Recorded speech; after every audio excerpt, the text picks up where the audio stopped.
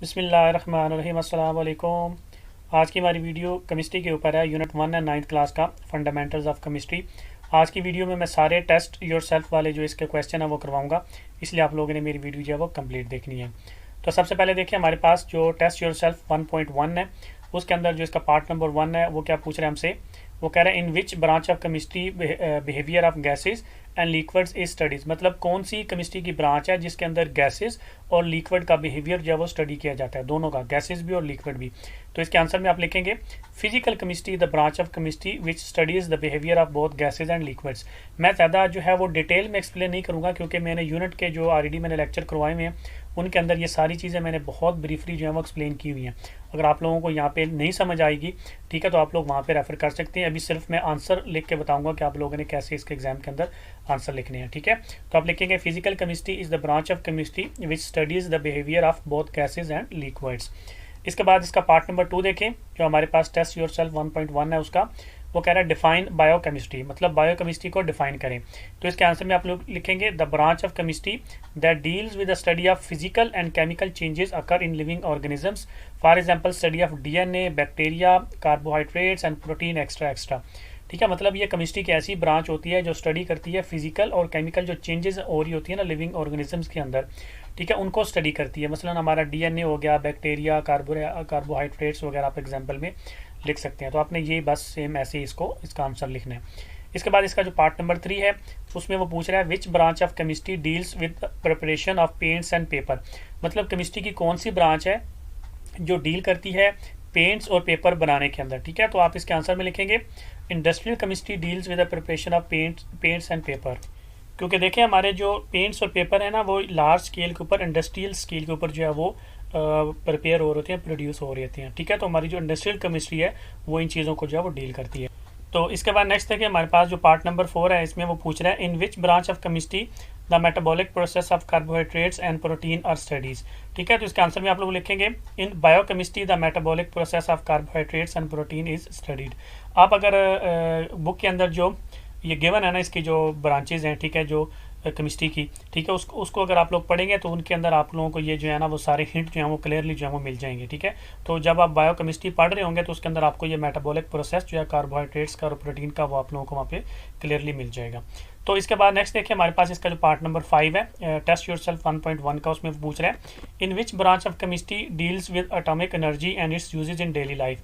तो इसके आंसर में आप लोग लिखेंगे atomic chemistry deals with atomic energy and its uses in daily life. बड़ा आसान सा है। इसके बाद इसका पार्ट नंबर 6 देखें, वो पूछ रहा है विच branch of chemistry deals with the structure and properties of naturally occurring molecules. तो इसके आंसर में आप लोग लिखेंगे organic chemistry deals with the structure and properties of naturally occurring molecules, ठीक है। तो जो हमारी ऑर्गेनिक केमिस्ट्री होती है बेसिकली ये डील कर रही होती है जो हमारे नेचुरली अकरिंग जितनी भी मॉलिक्यूल्स होते हैं उनकी प्रॉपर्टीज़ को, उनके स्ट्रक्चर को स्टडी करती है, ठीक है। तो वो ऑर्गेनिक केमिस्ट्री होती है।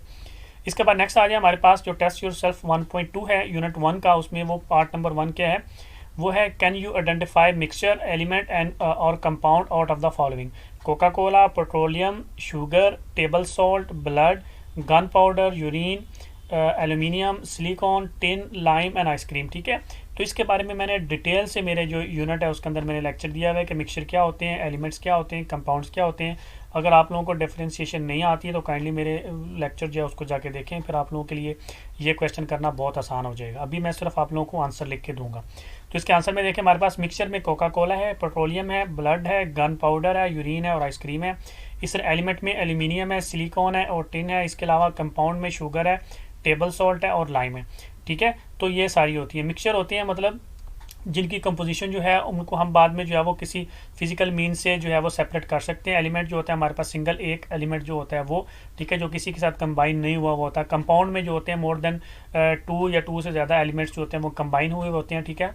ये शॉर्ट से मैं आप लोगों को बता दूं तो Coca Cola, petroleum, blood, gun, urine, ice cream, ये सारे क्या है मिक्सचर है। कोका कोला के अंदर डिफरेंट चीज़ें जो हैं वो होती हैं, चीनी होती है, इसके अलावा और भी बहुत सारी चीज़ें होती हैं। पेट्रोलियम के अंदर भी डिफरेंट चीज़ें होती हैं, ब्लड के अंदर भी डिफरेंट चीज़ें होती हैं, गन पाउडर के अंदर भी इसी तरह ये सारी चीज़ें जो है वो डिफरेंट मिक्सचर होती हैं डिफरेंट चीज़ों का, ठीक हो गया। अब ज़्यादा मैं डिटेल में आप लोगों को जो है इसको एक्सप्लेन नहीं करूँगा, मेरा जो है लेक्चर है यूनिट का उसके अंदर आप लोग वहाँ जाके इसको समझ सकते हैं, इन तीनों के बारे में डिफ्रेंशिएट भी कर सकते हैं। इसके बाद नेक्स्ट आ जाए जो पार्ट नंबर 2 है उसमें वो पूछ रहा है how can you justify the air is a homogeneous mixture, identify substances present in it. वो कह रहे हैं कि आप कैसे जस्टिफाई करोगे कि जो एयर है वो होमोजीनियस मिक्सचर है, आइडेंटिफाई करो कि उसके अंदर कौन कौन से सब्सटेंसेज जो हैं वो मौजूद होते हैं। तो उसके आंसर में आप लोग लिखेंगे air is a homogeneous mixture because it has uniform composition through out its volume and can not seen separately. जो होमोजीनियस मिक्सचर होता है ना उसकी डेफिनेशन भी यही होती है कि उसकी जो कंपोजिशन होती है वो थ्रू आउट जो है वो यूनिफॉर्म रहती है और इस थ्रू आउट इस वॉल्यूम जो है वो यूनिफॉर्म रहती है और उसके अंदर जितने भी सब्सटेंसेज होते हैं उनको हम सेपरेटली जो है वो नहीं देख सकते। तो एयर जो है वो इस डेफिनेशन को फुलफिल करती है। तो आप लिखेंगे air is a homogeneous mixture because it has uniform composition through out its volume and can not seen separately. अब वो दूसरे पार्ट में आपसे पूछ रहा है identify substances present in it, उसके अंदर कौन कौन सी चीज़ें जो हैं वो प्रेजेंट होती हैं। तो आप लिखेंगे substances present in air are nitrogen 78%, oxygen 21%, argon 0.9%, carbon dioxide and other moistures 0.1%। ठीक है, तो ये दो पार्ट्स आपने इसके लिखने हैं तो आपको नंबर देगा। इसके बाद नेक्स्ट चले हमारे पास जो इसका पार्ट नंबर 3 है, उसमें वो पूछ रहा है name the element represented by the following symbols HGAUFENICOWSNNABABRBI।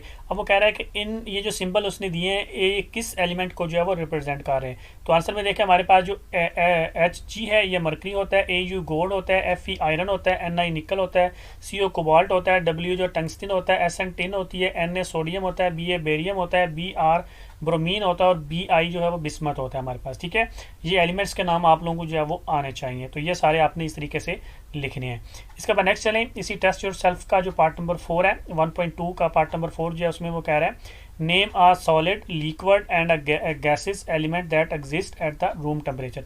आपने एक ऐसा बताना है, डिफरेंट आपने बताना है। ठीक है, सॉलिड बताना है, लिक्विड बताना है और गैसेस कोई भी एक एलिमेंट जो आपने बताना है जो रूम टेम्परेचर के ऊपर जो है वो एग्जिस्ट करते हो। ठीक है, तो आंसर में देखें हमारे पास जो सॉलिड में आप लिख सकते हैं कार्बन, लिक्विड में आप लिख सकते हैं मरकरी और गैस में आप लिख सकते हैं ऑक्सीजन। तो आप लिखेंगे सॉलिड में आप लिखेंगे कार्बन, लिक्विड में मरकरी और गैसेस में क्या लिखेंगे ऑक्सीजन।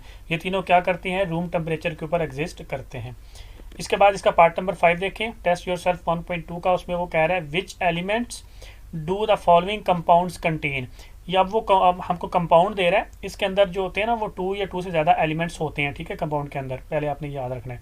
तो वो कह रहा है इन कंपाउंड्स के अंदर कौन कौन से एलिमेंट्स हैं, sugar, common salt, lime water और चाक जो है हमारे पास, चाक जो है हमारे पास बेसिकली।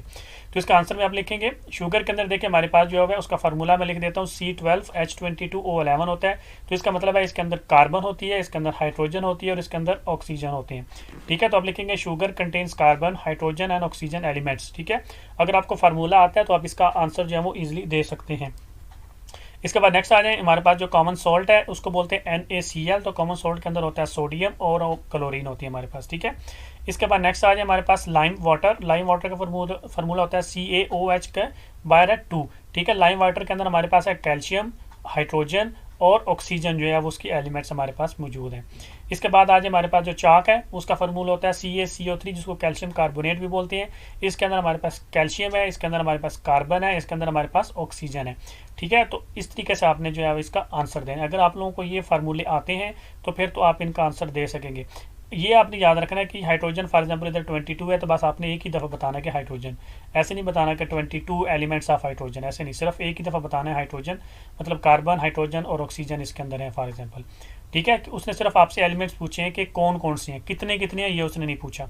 ओके, इसके बाद नेक्स्ट चले हमारे पास तो जो टेस्ट योरसेल्फ 1.3 है उसमें वो पूछ रहा है पार्ट नंबर 1 में how many AMU 1 gram of substance has. ठीक है, how many AMU atomic mass unit 1 gram of substance has, मतलब 1 ग्राम ऑफ सब्सटेंस के अंदर कितने AMU होंगे ये वो पूछ रहा है आपसे। ठीक है, तो उसके आंसर में देखें आप लोग कि सिंस वी नो हमको क्या मालूम है 1.66 × 10⁻⁻24 ग्राम इक्वल्स टू हमारे पास क्या होता है 1 एटॉमिक मास यूनिट। ठीक है, तो 1.66 × 10⁻⁻24 जो ग्राम होते हैं वो इज इक्वल टू कितने होते हैं 1 एटॉमिक मास यूनिट होते हैं हमारे पास।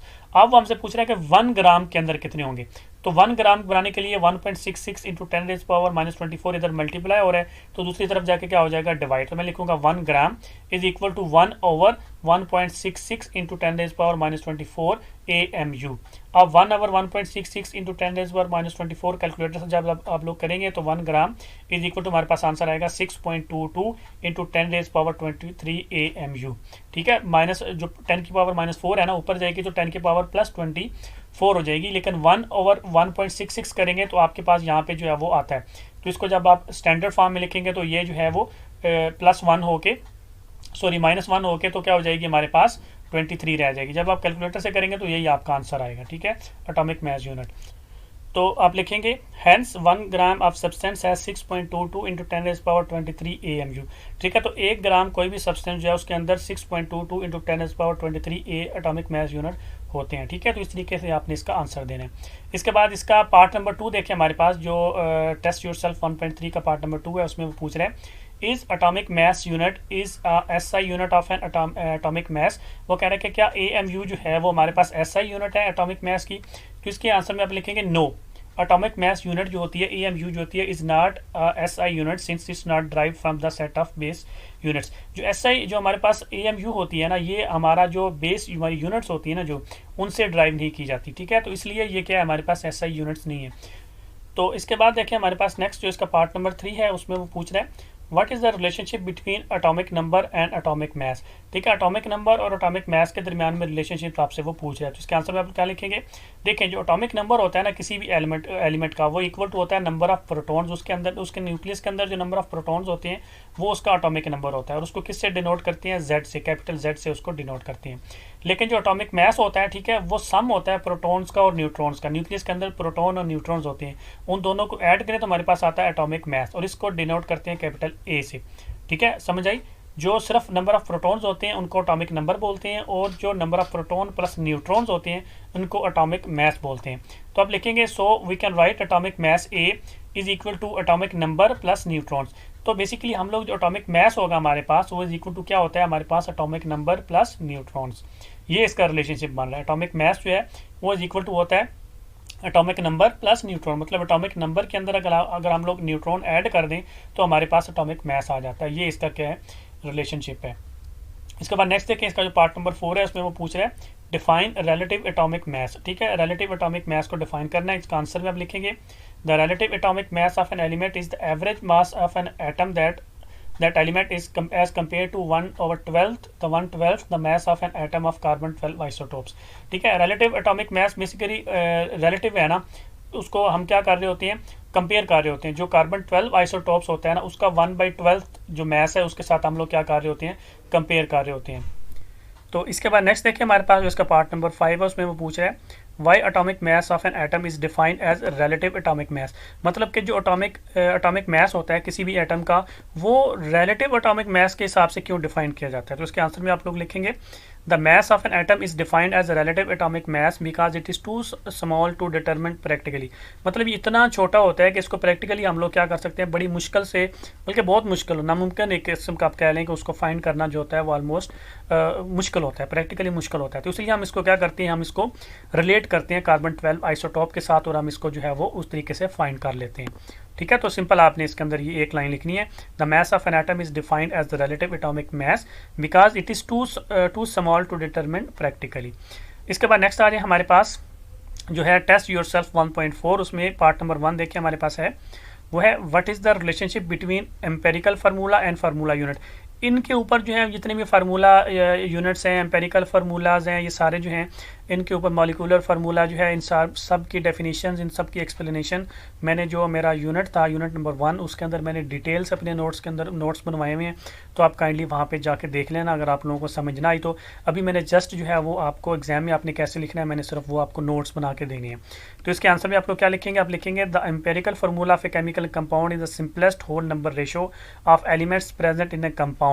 ठीक है, while formula unit of a chemical compound is the simplest whole number ratio of elements present in an ionic compound. जो फार्मूला यूनिट्स होते हैं, ठीक है, ये आयनिक कंपाउंड जो होते हैं उनकी सिंपलेस्ट होल रेशो होती है। मतलब हम उनको सिंपल फॉर्म में जब लिखते हैं तो आयनिक अगर कंपाउंड होंगे तो उनको बोलेंगे फार्मूला यूनिट्स, लेकिन अगर दूसरे होंगे अदर देन आयनिक कंपाउंड तो उनको बोलेंगे हम लोग एम्पिरिकल फार्मूला। ठीक हो गया। तो देखें आप लिखेंगे Both formula are used to represent simplest whole number ratio of elements present in a compound. However, in an ionic compound, the formula unit is the empirical formula of any ionic compounds. जो ionic compounds होते हैं उनका जो empirical formula होता है उसको हम लोग क्या बोलते हैं, formula unit. बेसिकली होते दोनों सेम ही है, दोनों का पर्पस क्या होता है, किसी भी कंपाउंड को सिंपलेस्ट फॉर्म में जो है वो लिखना होता है. दोनों का एम्पेरिकल फार्मूला का भी यही पर्पस होता है और जो फार्मूला यूनिट होता है इसका भी यही पर्पस होता है. लेकिन जब आयनिक कंपाउंड्स आ जाते हैं, ठीक है, तब हम एम्पिरिकल फार्मूला नहीं बोलते, तब हम फार्मूला यूनिट बोलते हैं. बस ये फ़र्क है.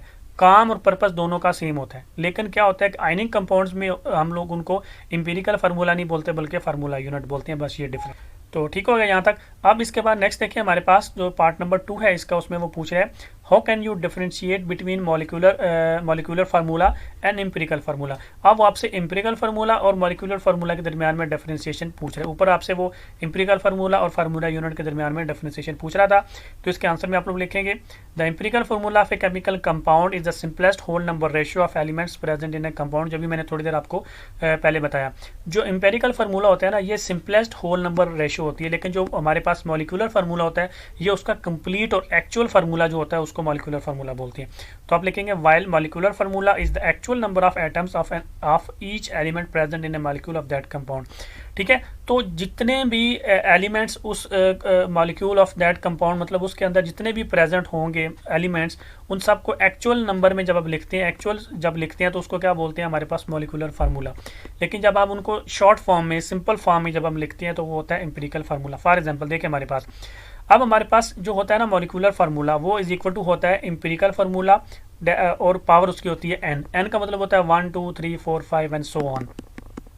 ठीक है, ये कुछ भी हो सकता है. इसका मतलब है कि एम्पिरिकल फार्मूला शॉर्ट फॉर्म है. ये फॉर एग्जांपल हमारे पास है मॉलिक्यूलर फार्मूला. अगर मैं आपको कहूँगा मेरे पास जूम करें, हमारे पास है H2O6 फॉर एग्जांपल हमारे पास, या H2O2 कह लें हमारे पास. तो जो एम्पिरिकल फार्मूला होगा वो क्या होगा, HO, और N हमारे पास क्या आ जाएगा यहाँ पे, HN आ जाएगा हमारे पास 2. तो 2 से जब वो मल्टीप्लाई हो जाएंगे और ब्रैकेट ओपन करेंगे तो H2O2 हो जाएगा हमारे पास. ठीक है, तो basically empirical formula shortest form होती है, जिसको आप अक्सर कहते हैं ना कॉमन ले लिया, हम लोगों ने कॉमन ले लिया. तो बेसिकली ये कॉमन ली हुई फॉर्म होती है एम्पिरिकल फार्मूला. लेकिन जो मॉलिक्यूलर फार्मूला होता है ये मेन फार्मूला होता है, जो एक्चुअल फार्मूला होता है किसी भी कंपाउंड का, किसी भी जो मॉलिक्यूल्स उसके अंदर मौजूद होते हैं कंपाउंड के, उनका. देखिए फॉर एग्जाम्पल हमारे पास बेंजीन है, इसका फार्मूला जो है मॉलिक्यूलर फार्मूला C6H6 है. ठीक है, इसका क्या फार्मूला है, C6H6 है बेंजीन का. लेकिन अगर मैं इसको सिर्फ C और H की फॉर्म में लिखूँ, मैं लिखूंगा CH. ठीक है, जो CH लिखूंगा तो बाहर इधर N आ जाएगा. ठीक है, इधर अंदर में लिखूंगा CH और इधर N की जगह पर क्या लिखूंगा मैं 6. ठीक है, क्योंकि 6 जो है वो H से भी मल्टीप्लाई हो रहा है और C से भी मल्टीप्लाई हो रहा है. तो जो CH होगा, जो मैंने अंदर इधर शॉर्ट फॉर्म में लिखा होगा, उसको क्या बोलेंगे, एम्पिरिकल फार्मूला. लेकिन ये जो एक्चुअल उसका होगा C6H6, ये होगा उसका मॉलिक्यूलर फार्मूला. यहाँ पे N जो होगा वो क्या होगा 6, और CH जो होगा वो क्या होगा एम्पिरिकल फार्मूला, और C6H6 जो होगा वो हमारे पास क्या होगा, मॉलिक्यूलर फार्मूला. ठीक है, समझ आ गई. तो मॉलिक्यूलर फार्मूला बेसिकली उसका एक्चुअल फार्मूला होता है जो होता है, और एम्पिरिकल फार्मूला जो होता है वो हमने शॉर्टेस्ट फॉर्म में जब हम उसको लिखते हैं, ठीक है, कॉमन लेकर, तो उसको बोलते हैं एम्पिरिकल फार्मूला. तो इसके बाद नेक्स्ट देखिए हमारे पास जिसका पार्ट नंबर 3 है, उसमें वो पूछ रहे हैं identify the following formula as formulas और unit molecular formula. H2O2, CH4, C6, H12O6, C12H22O11, BaCO3, KBr. अब बेसिकली वो आपसे पूछ रहा है कि ये फार्मूला यूनिट है या मॉलिक्यूलर फार्मूलाज है, आपसे वो पूछ रहे हैं. तो फार्मूला यूनिट अगर तो आयनिक कंपाउंड्स होंगे तो वो फार्मूला यूनिट होंगे, अगर वो दूसरे होंगे तो क्या होंगे, हमारे पास नॉर्मल मॉलिक्यूलर फार्मूला होगा. तो आप देखें इसके आंसर में सबसे पहले मॉलिक्यूलर फार्मूला में H2O2, CH4, C6, H12O6, C12H22O11, ये हमारे पास जो है वो मॉलिक्यूलर फार्मूला है, क्योंकि ये आयनिक कंपाउंड्स नहीं. इसके अलावा हमारे पास जो फार्मूला यूनिट्स होंगे वो उसमें क्या है, BaCO3 और KBr. ये दोनों हमारे पास क्या है, जो है आयनिक कंपाउंड्स हैं. ठीक है, तो ये दोनों जो है हमारे पास फार्मूला यूनिट्स में आएंगे और बाकी सारे जो है वो मॉलिक्यूलर फार्मूला में आएंगे हमारे पास. इसके बाद जो पार्ट नंबर 4 देखें, इसको उसमें वो कह रहे हैं what is the empirical formula of acetic acid CH3COOH, find out it's molecular mass. ठीक है, अब हमने सबसे पहले इसका एम्पिरिकल फार्मूला बताना है. ये हमको उसने दे दिया. अब इसको देखिए हमने शॉर्ट फॉर्म में लिखना है. इसमें कार्बन कितने हैं, 1 2 कार्बन है. हाइड्रोजन कितने हैं, 3 और 1 4 हाइड्रोजन है. और ऑक्सीजन कितने हैं, 2 हैं. तो इसके जब एम्पिरिकल फार्मूला लगाएंगे, ठीक है, तो कैसे बनेगा, वो बनेगा CH2O. ठीक है, CH2 इसका एम्पिरिकल फार्मूला होगा, क्योंकि देखिए कार्बन 2 है ना, तो हमने एक कॉमन ले लिया. इसके अलावा हाइड्रोजन जो है वो 4 है, तो इसमें से जो है वो 2 कॉमन आ गया, बाकी 2 रह गए। इसमें से ऑक्सीजन भी 2 है, तो इसमें से एक जो है वो कॉमन आ गया। बेसिकली इसका जो एन होगा बायर वो क्या होगा 2, एन जो बायर होगा वो क्या होगा 2। तो कार्बन देखें 1 है तो 2 से मल्टीप्लाई करेंगे तो 2 ही आएगा। इसमें देखें कार्बन 2 ही है। हाइड्रोजन 2 है तो जब 2 से मल्टीप्लाई करेंगे तो 4 आएंगे, तो हाइड्रोजन 4 ही है। ऑक्सीजन 1 है तो जब 2 से मल्टीप्लाई करेंगे तो 2 ही आएंगे, ऑक्सीजन इधर 2 है। ठीक है, तो CH2O और जो इसका एन होगा बायर ब्रैकेट के वो कितना है 2। तो इसका जो एम्पिरिकल फार्मूला होगा वो CH2O होगा और इसमें जो एन होगा वो क्या होगा 2। ठीक है, लेकिन उसने सिर्फ हमसे एम्पिरिकल फार्मूला पूछा तो आपने लिखना है CH2O। ठीक हो गया। इसके बाद जो है वो मॉलिक्यूलर मैस इसका फाइंड करना है CH2O का। वो देखिए हमारे पास कार्बन जो है वो उसका 12 होता है मैस। उसके अलावा जो हाइड्रोजन है हमारे पास उसका 1 होता है और ऑक्सीजन जो है उसका 16 होता है। तो कार्बन अब हमारे पास 1 है, यहाँ पे एटम है तो 1 मल्टीप्लाई बाई 12 करेंगे तो 12 आता है। हाइड्रोजन 2 है तो 2 मल्टीप्लाई बाई 1 करेंगे तो 2। तो 12 प्लस 2 करेंगे तो हमारे पास आता है 14। 14 प्लस 16 करेंगे तो हमारे पास आता है 30 एटॉमिक मास यूनिट। ठीक है, तो जिसका जो मॉलिक्यूलर मास होगा CH2O का वो कितना है 30 एटॉमिक मास यूनिट। अब इस क्वेश्चन में आपने कंफ्यूज नहीं होना। उसने आपसे पहले कहा है कि एम्पिरिकल फार्मूला इसका जो है एसिटिक एसिड का फाइंड करना है, फिर उसने मॉलिक्यूलर मास फाइंड करने के लिए बोला है। आपने इसका मॉलिक्यूलर मास जो है वो नहीं निकालना, आपने जो हमने एम्पिरिकल फार्मूला फाइंड किया होगा उसका एटॉमिक मॉलिक्यूलर मास जो आपने निकालना है। ठीक है, तो इसमें कंफ्यूज नहीं होना आपने। इसके बाद जिसका पार्ट नंबर 5 है उसमें देखें वो कह रहा है calculate the formula mass of Na2SO4 zinc sulphate और जो है कॉपर का कार्बोनेट जो आपसे पूछ रहे हैं। तो इसमें आंसर में आप लोग लिखेंगे। सबसे पहले देखें जो फार्मूला मास ऑफ Na2SO4 होता है इसको बोलते हैं सोडियम सल्फेट। वो क्या है देखिए हमारे पास जो सोडियम है, ठीक है, इसका होता है 23 जो हमारा मास होता है। ठीक है, तो 23 मल्टीप्लाई बाय 2 करेंगे। इसके अलावा जो हमारे पास सल्फर है उसका होता है 32, तो 32 मल्टीप्लाई बाय 1 करेंगे। ऑक्सीजन होता है 16, तो 16 मल्टीप्लाई बाय 4 करेंगे। तो इन सबको मल्टीप्लाई करके इनको ऐड करेंगे तो हमारे पास 142 एटॉमिक मास यूनिट आता है। ठीक है, ये है सोडियम सल्फेट का। इसके बाद हमारे पास देखें जो हमारे पास जिंक सल्फेट है। ठीक है, जिंक सल्फेट में देखें हमारे पास जो जिंक है उसका 65 है और जो हमारे पास सल्फर है उसका 32 है और ऑक्सीजन का हमारे पास 16 है। ऑक्सीजन जो है उसको पहले 4 से मल्टीप्लाई करेंगे क्योंकि ऑक्सीजन के 4 एटम है इधर। ठीक है, तो 4 से मल्टीप्लाई करेंगे हमारे पास। ठीक है, तो कितना आ जाएगा, ये 65 है, ये 32 है, प्लस हमारे पास ये जो 64 है इसको ऐड करेंगे इन सबको तो हमारे पास 161 एटॉमिक मास यूनिट आता है। इनको आपने कर लेना है। 61 को 1 से मल्टीप्लाई करेंगे 61 आता है, प्लस 32 आता है, प्लस 64 आता है। सब तीनों को ऐड करेंगे तो 161 ही आता है हमारे पास। ठीक है, इसके बाद नेक्स्ट देखें हमारे पास जो कॉपर कार्बोनेट है उसका फार्मूला देखें हमारे पास वो है, देखिए कॉपर जो है उसका 63.5 है और इसके अलावा जो हमारे पास कार्बन है उसका 12 है और जो हमारे पास ऑक्सीजन है उसका 16 है। तो ऑक्सीजन के 3 है तो 16 मल्टीप्लाई बाई 3 करेंगे हमारे पास। ठीक हो गया, तो 16 मल्टीप्लाई बाई 3 करेंगे तो हमारे पास कितना आता है 48। ठीक है, तो 48 जो है उसको हमने 12 में ऐड करना है, फिर हमने 63.5 में ऐड करना है तो हमारे पास 123.5 एटॉमिक मास यूनिट आ जाएगा। तो इस तरीके से आपने इनका जो फार्मूला मास है वो कैलकुलेट कर लेना है। ठीक हो गया, तो इसके बाद नेक्स्ट चले हमारे पास जो टेस्ट योर सेल्फ 1.5 है। इसमें जो पार्ट नंबर 1 है उसमें वो पूछ रहा है identify the following as diatomic, triatomic और पॉली एटॉमिक मॉलिक्यूल्स। ठीक है, अब हमने डाई एटॉमिक मॉलिक्यूल्स बताने हैं, ट्राई एटॉमिक मॉलिक्यूल्स बताने हैं या पॉली एटॉमिक मॉलिक्यूल्स बताने हैं। H2SO4 है, H2 है, CO2 है, HCl है, C6H6 है, H2O है। इसमें से आपने बताना है। डाई का मतलब होता है 2, ट्राई का मतलब होता है 3, पॉली का मतलब होता है मोर देन 3। ठीक है, तो हमारे पास सबसे पहले जो है डाई में कौन कौन सी है हमारे पास देखें H2 है, HCl है और CO है। ठीक है, जिसके अंदर सिर्फ 2 एलिमेंट जो है वो होंगे या आप कह लें कि 2 एटम जो है वो होंगे। तो इसके बाद नेक्स्ट देखें हमारे पास ट्राई एटॉमिक मॉलिक्यूल के अंदर CO2 है, H2O है हमारे पास। ठीक है, एक कार्बन है, 2 ऑक्सीजन है, दूसरे में 2 हाइड्रोजन है और 1 ऑक्सीजन है। पॉली एटॉमिक मॉलिक्यूल्स के अंदर H2SO4 है हमारे पास, इसके अलावा C6H6 है हमारे पास। बस ये 2 ही है हमारे पास। ठीक हो गया, तो इस तरीके से आपने जो है वो इसका आंसर देना है। डाई का मतलब होता है 2, ट्राई का मतलब होता है 3, पॉली का मतलब होता है कि मोर देन 3। ठीक है, तो आगे आ जाए हमारे पास। तो पार्ट नंबर 2 इसका जो है वो देख लेते हैं। पार्ट नंबर 2 में वो कह रहा है identify the following as cation, anion, free radical, molecular ion और मॉलिक्यूल्स। ठीक है, इसमें से आपने जो है वो बताना है। तो सबसे पहले यहाँ पे देखें इनकी डेफिनेशन आप कैसे करेंगे। जो हमारे पास कैटाइंस है ना, इनके ऊपर पॉजिटिव चार्ज होता है और ये सिंगल एलिमेंट होते हैं। जो एनाइंस होते हैं हमारे पास इनके ऊपर नेगेटिव चार्ज होगा और ये भी सिंगल एलिमेंट होता है हमारे पास। जो फ्री रेडिकल्स होते हैं इनके जो वैलेंस इलेक्ट्रॉन्स होते हैं वो अवेलेबल होते हैं पेयरिंग बनाने के लिए, ठीक है। तो इसके अंदर जो होता है इनके ऊपर छोटा सा एक डॉट जो है वो डाला हुआ होता है इन्होंने, ठीक है। उसको फ्री रेडिकल आपने करना है। इसके अलावा जो मॉलिक्यूलर आयन होंगे इसके अंदर मोर देन वन एलिमेंट्स है वो होंगे और इनके ऊपर जो है वो चार्ज प्लस भी हो सकता है माइनस भी हो सकता है, लेकिन जो मॉलिक्यूल्स होंगे उनके ऊपर कोई चार्ज नहीं होगा और वो मोर देन वन जो है वो एलिमेंट्स होंगे, ठीक है। तो अभी देख लेते हैं हमारे पास सबसे पहले इसमें देखिए हमारे पास जो कैटायंस हैं वो क्या है, सिर्फ Na है जिसके ऊपर प्लस चार्ज है और वो सिर्फ एक ही एलिमेंट है, ठीक है। सोडियम प्लस उसके ऊपर जो है वो चार्ज है, तो कैटायंस में सिर्फ यही है। इसके अलावा हमारे पास देखिए एनाइंस में हमारे पास H जो हाइड्रोजन है वो है, उसके अलावा ऑक्सीजन वाला है और हमारे पास CO3 इसके ऊपर है। अब अच्छा यहाँ पे देखें हमारे पास तो हाइड्रोजन एक ही एलिमेंट है, उसके ऊपर नेगेटिव चार्ज है। अनाइंस में आपको बोला कि नेगेटिव चार्ज होगा, एक एलिमेंट जो है वो होगा।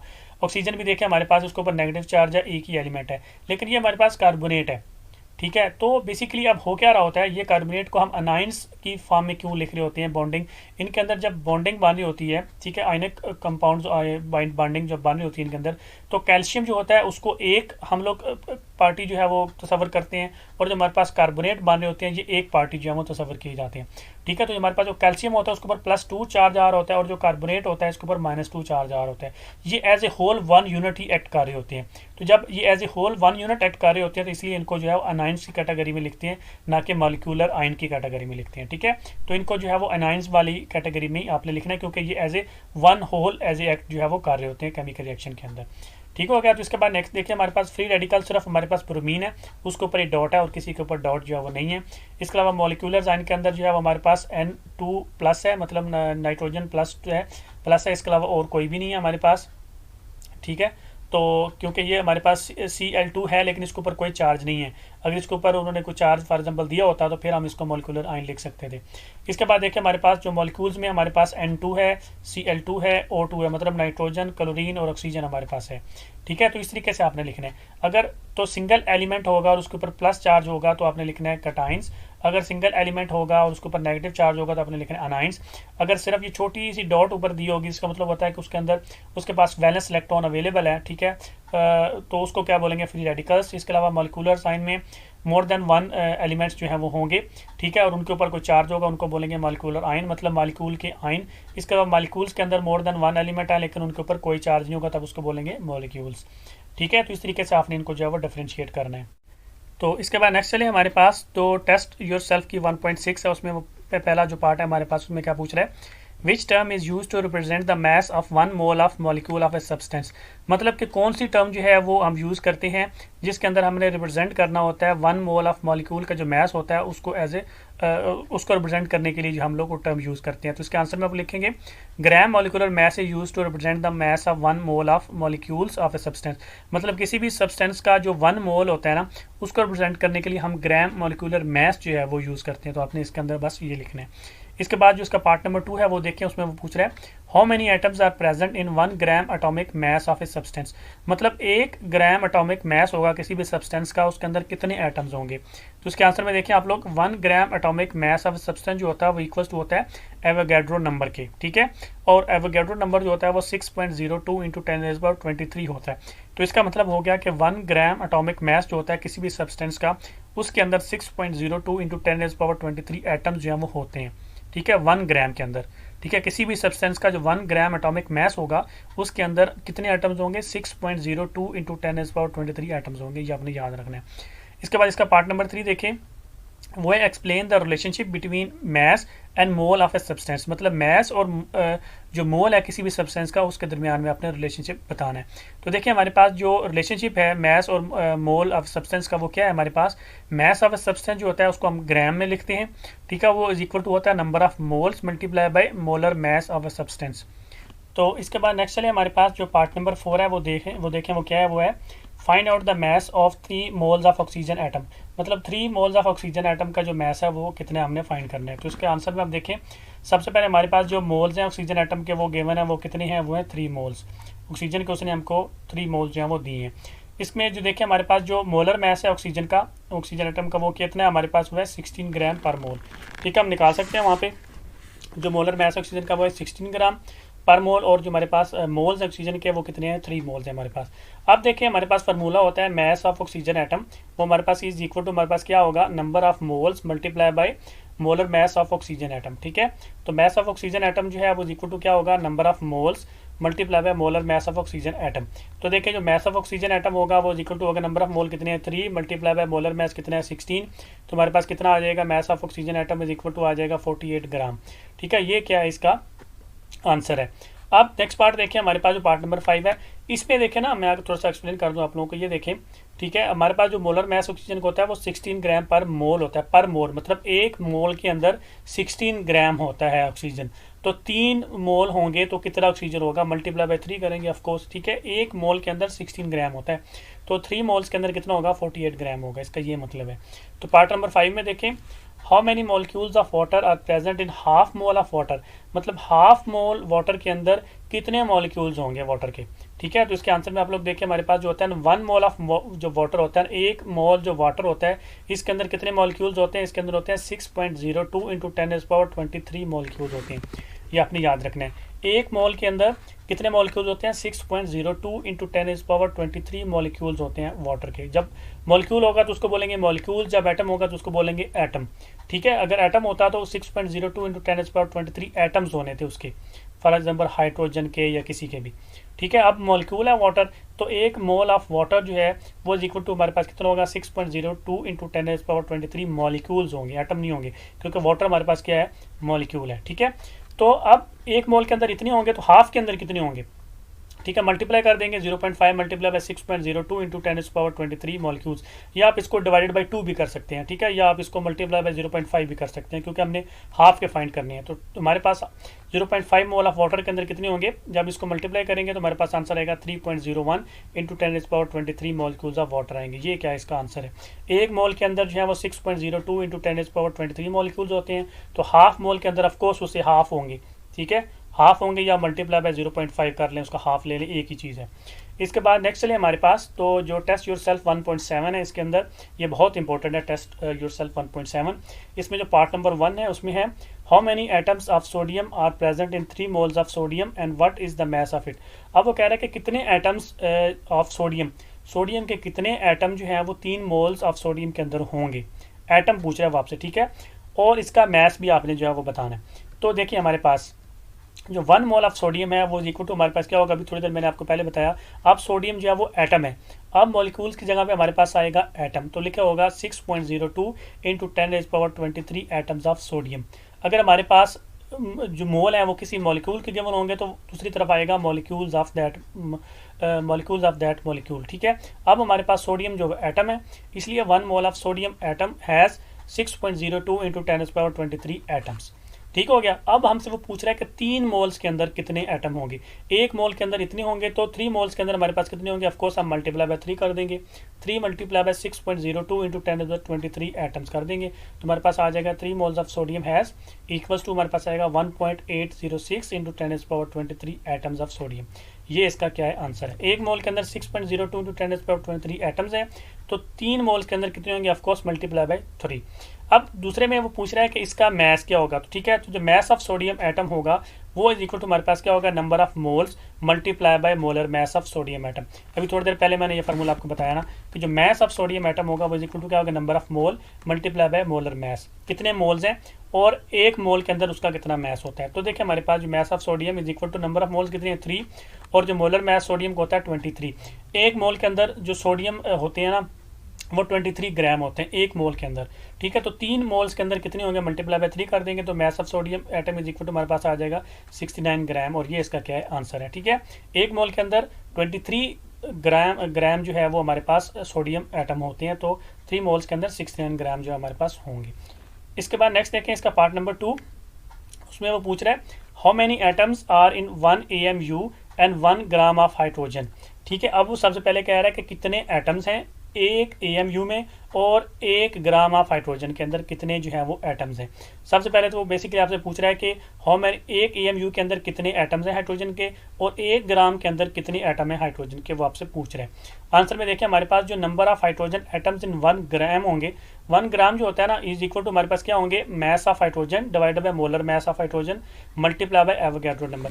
ये आपने याद रखना है, ये फार्मूला इसका, ठीक है। तो जो नंबर ऑफ हाइड्रोजन एटम होंगे 1 ग्राम के अंदर वो इज इक्वल टू होंगे मास, कितना मास है हाइड्रोजन का, डिवाइडेड बाय मोलर मास कितना है, मल्टीप्लाई बाय एवोगैड्रो नंबर।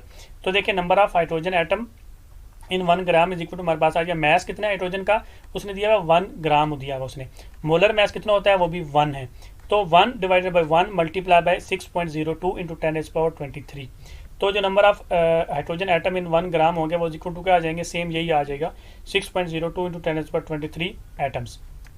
ये 1 ग्राम की बात हो रही है, ठीक है। लेकिन जो हमारे पास 1 EMU होती है ना, अब हमको मालूम होता है कि जो हमारे पास 1 EMU या 1 एटॉमिक मास यूनिट है वो इक्वल टू क्या होती है हमारे पास 1.66 इंटू 10⁻24 ग्राम। ये मैंने जो है अभी थोड़ी देर पहले जो है वो टेस्ट योरसेल्फ जो प्रीवियस थे उसमें भी मैंने बताया था आपको। 1 EMU इज इक्वल टू होती है 1.66 इंटू 10⁻24 ग्राम, बहुत छोटी वैल्यू जो है वो होती है। तो देखें अब इसका क्या मतलब हो गया कि जो number of hydrogen atom in 1 EMU होंगे वो इज इक्वल टू क्या होंगे हमारे पास, वही mass of hydrogen divided by molar mass of hydrogen multiply by Avogadro number. लेकिन अब देखिए हमारे पास जो यहाँ पे मास होगा 1 EMU जो है, 1 EMU की जगह पे इसका जो मास होगा वो कितना है 1.66 इंटू 10⁻24 ग्राम। तो इधर मैं ये वाली वैल्यू लिखूंगा अभी, ठीक है। तो मेरे पास बन जाएगा number of hydrogen atom in 1 EMU is equal to 1.66 into 10⁻24 divided by 1 multiply में करेंगे इसको 6.02 इंटू 10⁻23 एवोगैड्रो से।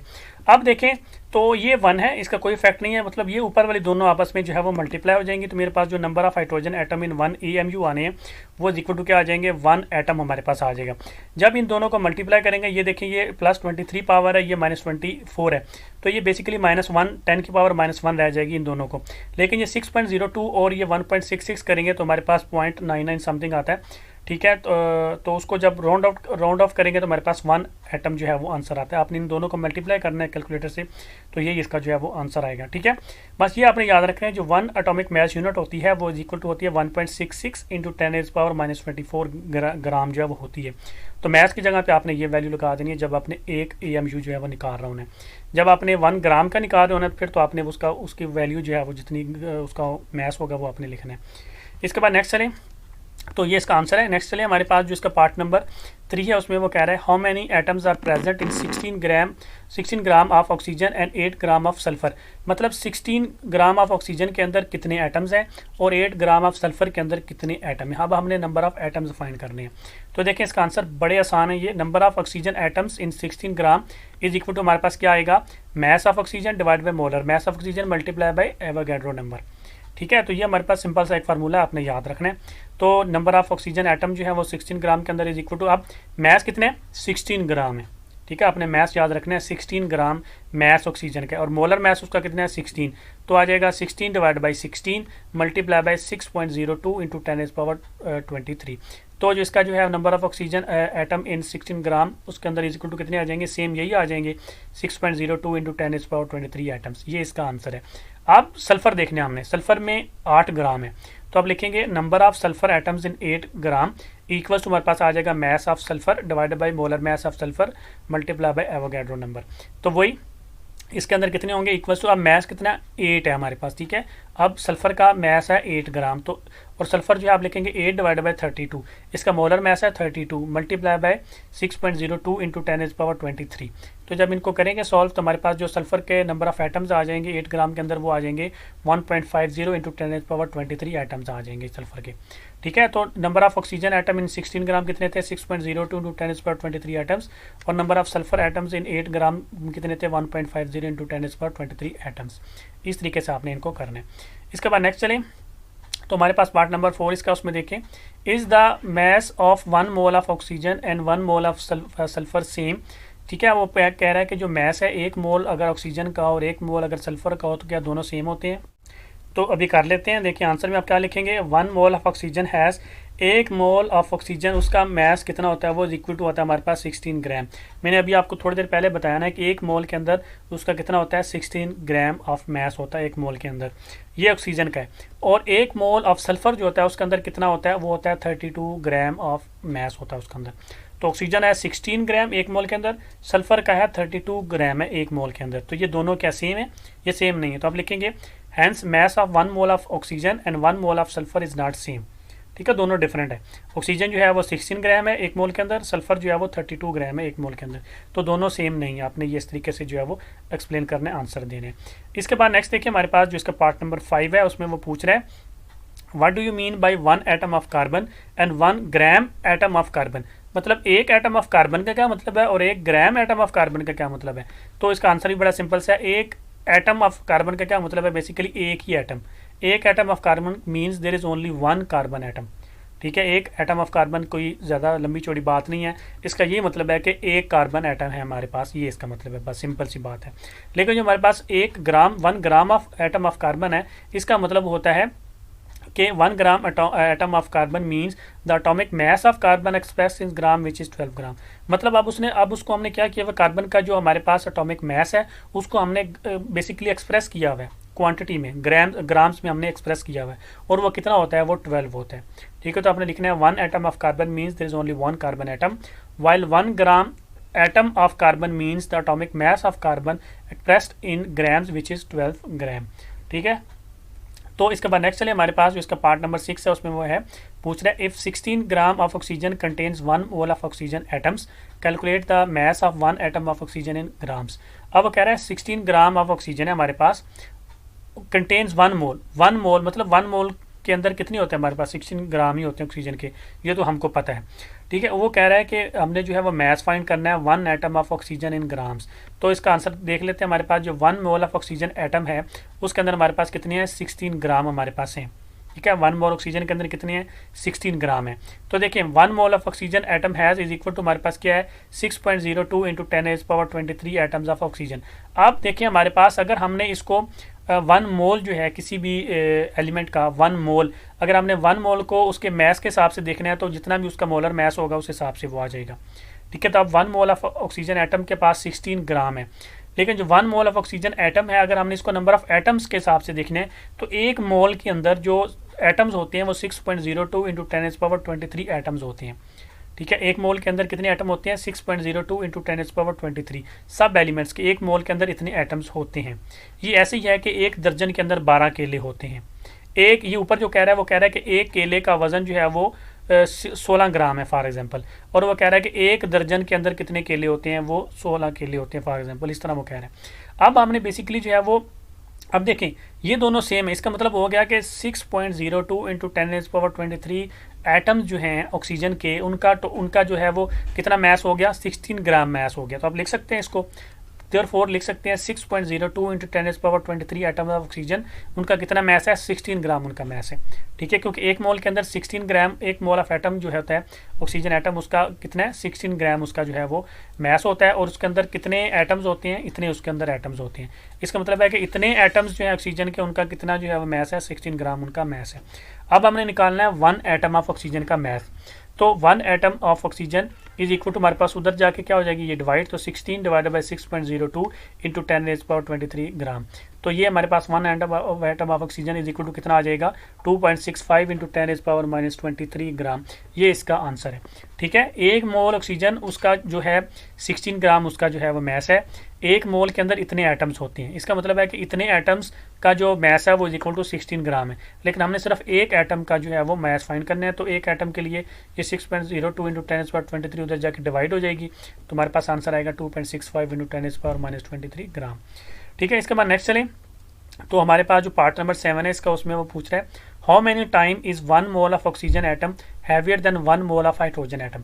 ठीक है, 1 मोल ऑफ हाइड्रोजन जो है वो कितने टाइम जो है वो ग्रेटर है, हैवियर है, ठीक है, 1 मोल ऑफ हाइड्रोजन एटम की। तो देखिए हमारे पास आंसर में देखिए जो 1 मोल ऑफ ऑक्सीजन एटम है उसके अंदर कितना उसका जो है मैस है वो 16 ग्राम उसका मैस होता है ऑक्सीजन का। ठीक है, तो जो 1 मोल ऑफ हाइड्रोजन एटम है उसका कितना मैस होता है, वो 1 होता है, जस्ट उसका मोलर मैस कितना है, 1 है। तो इसका क्या मतलब है, हमारे पास जो ऑक्सीजन है एटम है हमारे पास वो 16 टाइम्स ग्रेटर है कंपेयर टू हाइड्रोजन एटम। तो अब लिखेंगे therefore 1 mole of oxygen atom is 16 times heavier than 1 mole of hydrogen atom. ठीक है, जो हाइड्रोजन एटम है उससे ऑक्सीजन एटम जो है वो 16 टाइम्स ग्रेटर है, क्योंकि ऑक्सीजन का जो मैस है हमारे पास एटॉमिक मैस वो 16 है, हाइड्रोजन का सिर्फ 1 है।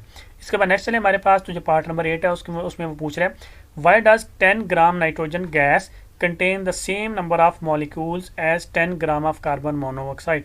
अब वो कह रहा है कि क्यों जो है वो 10 ग्राम नाइट्रोजन गैस जो है उसके अंदर सेम नंबर ऑफ मॉलिक्यूल्स हैं 10 ग्राम ऑफ कार्बन मोनोऑक्साइड के, मतलब दोनों के सेम नंबर ऑफ मॉलिक्यूल्स हैं, क्यों? तो इसका आंसर देखें, हमारे पास जो नंबर ऑफ N2 हैं, जो नाइट्रोजन गैस के जो मॉलिक्यूल्स हैं इन 10 ग्राम, वो इक्वल टू हम कैसे कैलकुलेट कर सकते हैं, वो होता है mass of N2 divided by molar mass of N2 multiply by Avogadro number. हम अभी करते आ रहे हैं ना। तो नंबर ऑफ N2 के जो मॉलिक्यूल्स हैं वो इक्वल टू हमारे पास क्या आ जाएगा, मैस कितना है इसका, देखें 10 डिवाइड बाई 28, मोलर मैस कितना होता है 28। बेसिकली जो नाइट्रोजन एक नाइट्रोजन है वो कितना है हमारे पास 14 है, तो 14 को 2 से मल्टीप्लाई करेंगे क्योंकि N2 है ना, तो वो क्या हो जाएगा हमारे पास 28 हो जाएगा हमारे पास। 10 डिवाइड बाई 28 मल्टीप्लाई बाई हमारे पास जो है वो 6.02 इंटू 10⁻23। तो जो नंबर ऑफ मॉलिक्यूल्स हैं N2 के 10 ग्राम के अंदर वो कितनी है हमारे पास 2.15 इंटू 10⁻23 मॉलिक्यूल्स है हमारे पास। ठीक है, ये नाइट्रोजन की। अभी निकाल लेते हैं कार्बन मोनोऑक्साइड की। तो जो number of carbon monoxide molecules हैं 10 ग्राम के अंदर वो भी यही same formula, mass of CO divided by molar mass of CO multiply by Avogadro number. तो जो नंबर ऑफ जो कार्बन मोनोऑक्साइड मॉलिक्यूल्स होंगे वो इक्वल टू, अब देखिए मैस वही 10 है और मोलर मैस इसका जो है वो भी 28 है, क्योंकि कार्बन क्या होता है हमारे पास 12 और ऑक्सीजन क्या होता है 16, तो 16 प्लस 12 करेंगे तो 28 is equal to 10⁻28 multiply by 6.02 into 10⁻23। अब इसके भी जब मॉलिक्यूल्स निकालेंगे 10 ग्राम के अंदर तो वो सेम ही आएंगे 2.15 इंटू 10⁻23 मॉलिक्यूल्स, ये दोनों सेम है। अब ये यहाँ तक तो उसने हमको खुद बता दिया कि ये सेम है, लेकिन वो हमसे पूछ रहा है कि वाई डज, क्यों सेम होते हैं। अब देखें तो हमारा जो नाइट्रोजन है इसके अंदर जो इसका मोलर मैस है वो कितना है 28 है, और कार्बन मोनोऑक्साइड के अंदर देखें तो इसका मोलर मैस भी कितना है हमारे पास 28 है।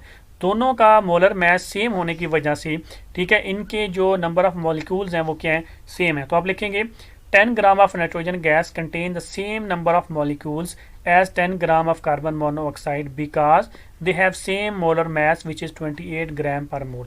दोनों का जो मोलर मैस है वो क्या है, सेम है, जो 28 ग्राम पर मोल है। ठीक है, दोनों का मोलर मैस क्या है, सेम है। ठीक है, जो 28 ग्राम पर मोल है, इसलिए इनके अंदर जो नंबर ऑफ मॉलिक्यूल्स हैं वो क्या है, सेम है। तो आई होप कि आप लोगों को मेरी आज की वीडियो अच्छी लगी होगी, और आप लोगों को मेरी आज की वीडियो अच्छी लगी तो काइंडली मेरे चैनल को सब्सक्राइब कर दें, लाइक कर दें, अपना बहुत सारा ख्याल रखें, दुआ में याद रखें। अल्लाह हाफिज़।